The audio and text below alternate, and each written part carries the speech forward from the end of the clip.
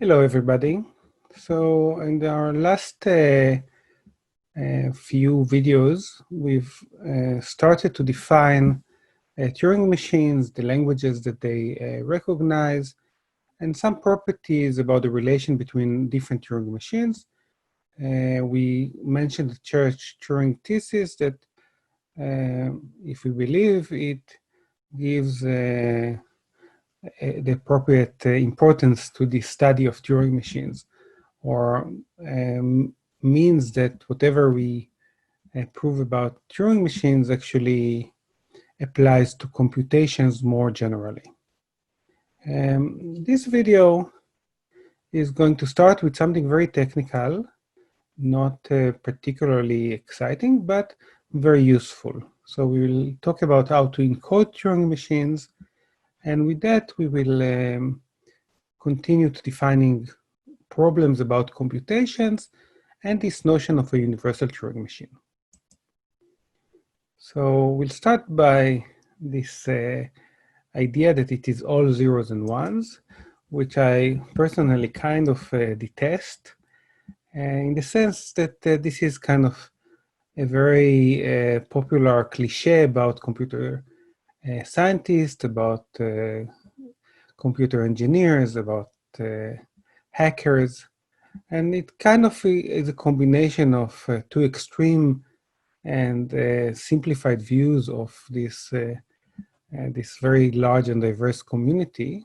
One is kind of as a genius. So while everybody else sees, like normal people, these geniuses see things as zeros and ones. They really get into their core and kind of think the metric.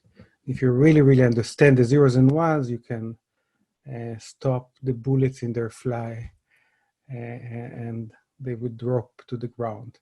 So this is kind of a genius, or similarly in a beautiful mind.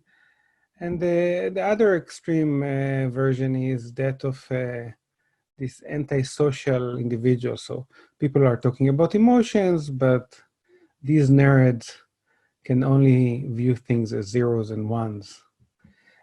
So yeah, now that I got this out of my system, we will still show in some sense that it is all zeros and ones, and in a very, very technical and not very exciting, but pretty important sense.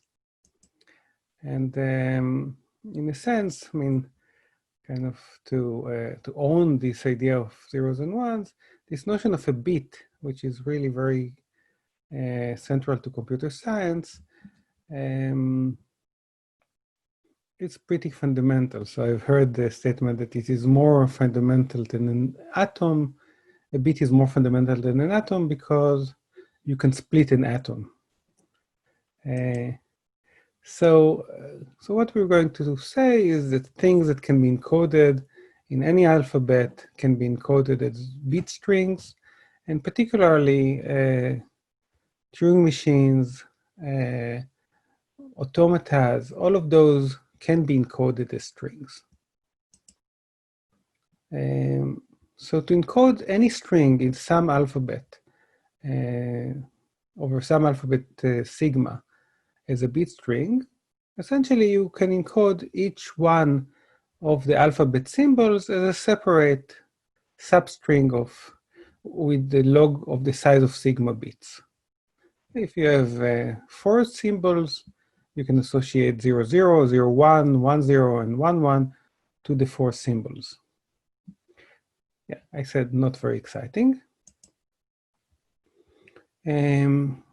But for x in some sigma star, we can define b sigma of x to be its binary encoding. And now I want to mention that it's not only that you can encode a single string, but you can encode a pair of strings and any tuple of strings, and this will be useful.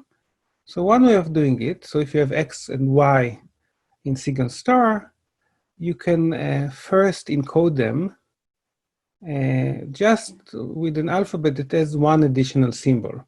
which we can think about as a comma. So it was just the pair x comma y. This is the way. So all we need to do is separate x from y, and as long as we have a separate symbol for that, we can encode it. So by making the alphabet a little bit larger, you can encode it. You can encode a pair. There is something that will be useful for us in one place in the course, I think, which is the time that we will discuss Kolmogorov complexity, and we will really care about the length of strings. And this is an encoding that is a little bit more efficient, a little bit shorter, when one of the strings is much shorter. So the string xy, which we could, as we said, we can encode as x comma y, and then turn it into binary. Instead, what we can do is have a sequence of zeros of the length of the encoding of x in binary, and then a 1. This then tells us how long is the encoding of x, so we can continue with the encoding of x and then the encoding of y. And the advantage is that now, after the 1, we can separate the encoding of x from the encoding of y, because we know what's the length of the encoding of x. This encoding essentially makes you pay by the size of the encoding of x. You have it twice instead of once, but it can be more efficient if the encoding of x is much shorter than the encoding of y. Doesn't really matter, definitely not for this video, but store it in your mind for a later time. Okay, so with that, it's very easy to encode Turing machines. Simply, right, you have a 7 tuple, and each one of these items are a tuple by itself. So encode it with the commas and the parentheses and all of that, and then turn all of it into a binary encoding. So encode the n, which is the number of state, comma m, which is the size of the tape symbols, k, which is the number of input symbols, s, which is the start state, t, accept state, comma r, which is the reject state, u, which tells us among the tape symbols what's the index of the blank symbol, and then you can concatenate all the transitions, transition 1, transition 2, and so on, and each transition is just a pair pi of the current state, and the symbol you read, and then a triplet Q, J, L, which is the state you move to, the symbol that you write, and whether you go to the left or to the right. So all of this is just one big sequence of kind of very big tuple of numbers, and you can encode all of them just as we discussed before. So this is how to encode Turing machines. Similarly, you can encode DFAs, NFAs, any other reasonable object that we will discuss. I think that the book actually has a different way of encoding, so I'm going to give it just so you you see how it can go. Doesn't matter. All encodings are equal for us at this point. And essentially, this is encoding in unary, and the ones are now the commas. So you have 0 to the n when n is the number of states, 1, 0 to the m, whereas m is the number of tape symbols, and so on. This would work, but it is probably usually less efficient than what I described before. Although the entire thing is an object of a constant size, so for the sake of our theorems, this would not make a difference. So now that we know that we can encode Turing machines, then a Turing machine as a string, a Turing machine can be an input to a different computation. And this gives rise to questions, to problems about computation that make sense. And these are very natural. Imagine that you have some JavaScript code and you want to debug it. You would like to have a software that tells you, does this code goes into a loop, an infinite loop on any input, for example. So it's very natural to think about an algorithm, a Turing machine, as an input to a computation. So let's look at several natural computations, several natural languages. So one is ADFA, which has as input in the language are, so the strings in the language are pairs BW, where B is the encoding of a DFA over some sigma, and B except W in sigma star. So the encoding of B also gives you the encoding of sigma in particular. A NFA is the same, with B being an encoding of an NFA and such that B accepts W. A TM is again the same, but here M encodes a Turing machine. So M encodes a Turing machine, W is a string, and M accepts W. This means that MW is in ATM.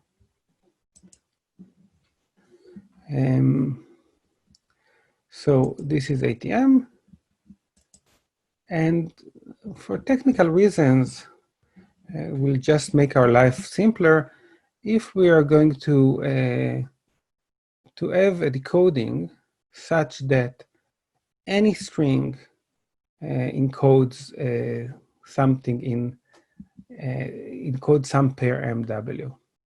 Right, the way we discuss things, there are encodings of a Turing machine, but there are strings that don't encode a Turing machine. And we want everything to encode some pair MW. And the way we'll do it is that if X in sigma, if a string X doesn't encode MW in the usual way, in the way that we defined it, then by default, we will say that X will interpret it as the X encoding the pair D epsilon, where D is a dummy Turing machine that accepts nothing. And epsilon is the empty string. And what do we get out of it?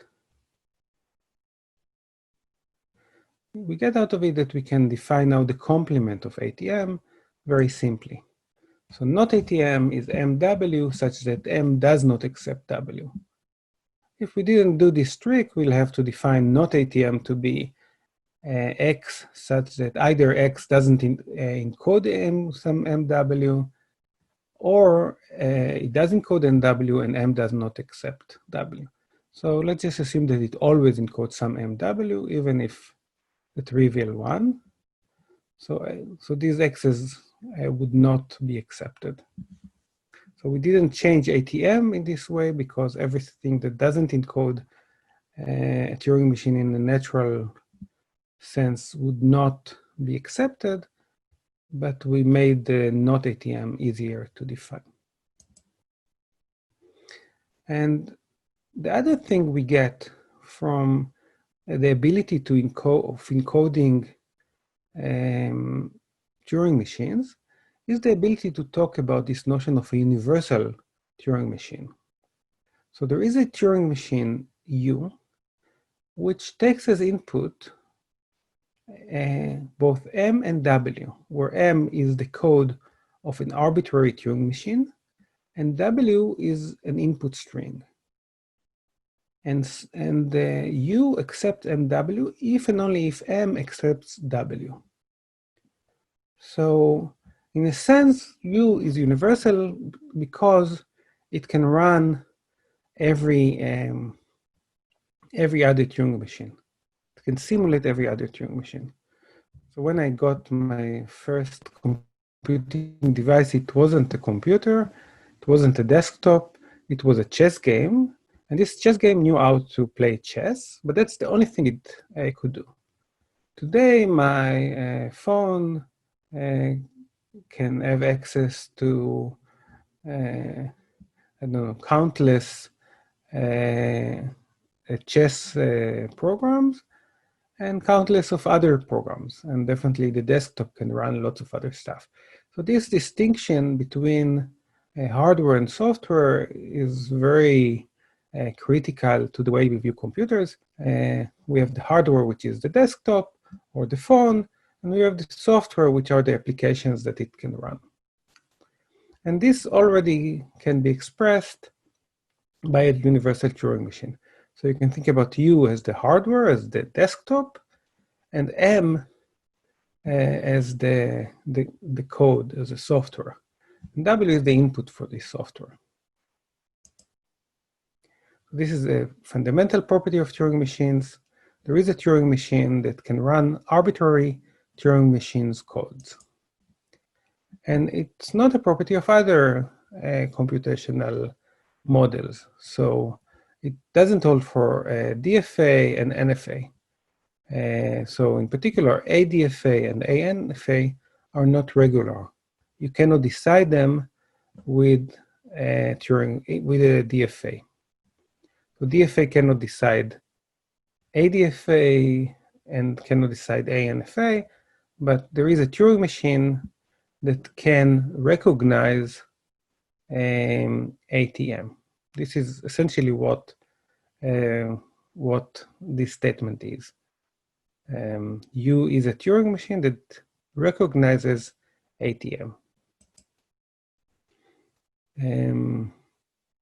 So ADFA is not regular, but it is decidable. So why is that? It's not very hard. So a Turing machine can simulate the DFA on W, and the simulation is easy, and it's going to be done in the length of W steps. So DFA is a special case of a Turing machine, and you can run the universal Turing machine on DW, and output its answer. So here we're using the fact that DFAs are special cases of Turing machines, but they always accept or reject. They never loop. Similarly, ANFA is also decidable. Well, why? In particular, NFAs can be, we have an algorithm that reduces an NFA to a DFA, and then we can rely on ADFA being decidable. What about ATM? Is this decidable? Think about that. Well, the theorem is that it is recognizable, but it is not decidable. Why is it recognizable? Well, we said that a universal Turing machine recognizes ATM. Why is it not decidable? Not obvious. We'll need to prove that, and we will prove it in one of the following videos. And yeah, so, and we'll also see things that are even hard to recognize. And in particular, not ATM will not be recognizable. So that's all ahead of us. So as parting thoughts, everything is zeros and ones in a very technical sense, and this includes Turing machines. Questions about computations are very natural and very important. And therefore, we want to discuss these problems like ATM and other ones like the halting problem. And a universal Turing machine is a way to separate hardware from software even in this very, very simple context of a Turing machine. Thank you.